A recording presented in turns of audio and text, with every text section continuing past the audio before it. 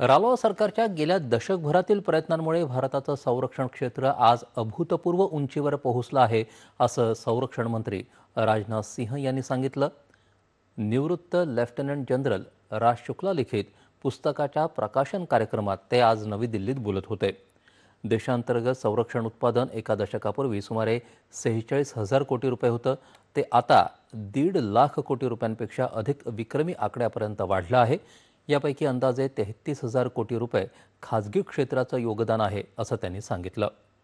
पंतप्रधानांच्या नेतृत्वाखाली आमच्या सरकारनं भविष्याखाली सज्ज आणि मजबूत सशस्त्र दल तयार करण्यासाठी अनेक धाडसी आणि निर्णायक सुधारणा हाती घेतल्या आहेत. या सुधारणा भारताची राष्ट्रीय सुरक्षा तसंच धोरणात्मक स्वायत्तता सुनिश्चित करतात, याकडे संरक्षण मंत्र्यांनी लक्ष वेधलं.